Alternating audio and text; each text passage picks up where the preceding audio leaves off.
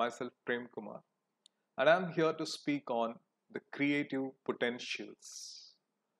Most of our global problems today, whether it is the problems that our democracies are facing with, or the problems that our economic systems or social systems are undergoing through, or the increasing problems of our environment, the global environment, all it requires a creative solution, or probably a bunch of creative solutions. And that is why there is a voluptuous demand around us to become creative and to develop a creative mindset. And there is an immense motivation around us to have a creative thinking in each and every layers of our academic as well as business as well as any other pursuits that we are doing with. But there is a problem, there are problems in becoming creative. There are some peculiar problems for every creator or for every creative mind in that case. This is where I'm beginning my speech. The first and foremost problem of every creative mind is making a deal with the world. When I say deal, there is an underlying point here. Creativity is not a job. It is a business, and that too an independent business. So making a fine deal with the world is a complex thing here.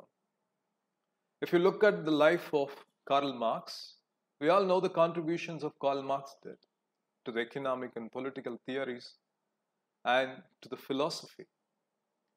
But the life of Karl Marx, in most cases, it is pathetic, not just because he is lagging in any potential, just because he's sticking with his idea and living up to it and developing it. Unfortunately, the world has no proper terms to make a deal with Marx. And that patheticness is still recorded in history with its own tears and sadness. So this is not a curse of creative mind. This is a problem that I'm presenting before you. Maybe you can find a solution for it. And that is what creativity is all about. The second foremost problem is the preparedness, or the second big problem is about the unlimited potential of the creative mind. If you take Albert Einstein, he is not recognized by the world for his phenomenal theory called relativity. But here is where we need to understand that when Marx lived, the world is not prepared to understand his unlimited potential, which is resided and still resides in the theory of relativity. The world recognized him for photoelectric effect. So in most cases, the world may not prepared to grasp the unlimited potentials that resides in your idea, in your creative ideas or creative thinking or your creative thought patterns. But that doesn't mean that that idea is lacking its worth or that doesn't have any meaning. So in these two problems, you can understand a common thing that making a deal with the world is the first and foremost obstacle for every creative mind. Why I'm insisting this point is because most of our creators in history are having miserable lives on this basic problem. So perhaps those who listens this, those who understand this, can empathize this and find a creative solution or to have a creative thought pattern to solve these fundamental problems, this solitariness that creators are undergoing through. And then I'm here to explain on the creative, but why the creativity holds its value. We are taking the risk and we are, preferring adventures, or we are standing for our own ideas, how the Schopenhauer puts, world itself, an idea and will that we hold in us. World as an idea and will. World as a will and idea. That's how Arthur Schopenhauer puts it. So there is a worth in pursuing our idea. There is a, there is a purpose or meaning, whatever you put that. There is something in pursuing our own ideas and our own will. And creativity, it is mostly, the genesis of creativity is from your own will and your own idea.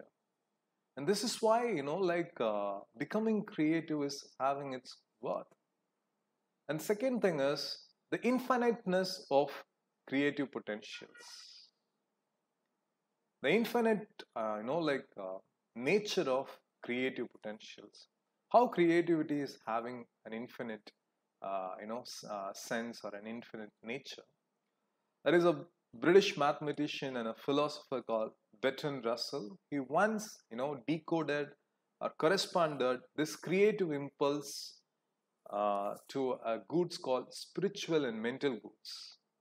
If you understand this, probably this will motivate you, motivate all of us in that sense, to have a creative instinct or a creative to drive over self towards more on creativity. Russell is categorizing two kinds of goods. One is spiritual and mental goods. And the second thing is material goods. Material goods is nonetheless the materials that surrounds you. So there is a, two kind of, imagine there are two buildings. One is full of material goods, whatever the costliest things in the world or whatever man needs, there is full of material goods. Gold, jewels, diamonds, branded cars, cloths, everything. However big this building is, these material goods are mathematically finite. But consider a building in the same size with full of books.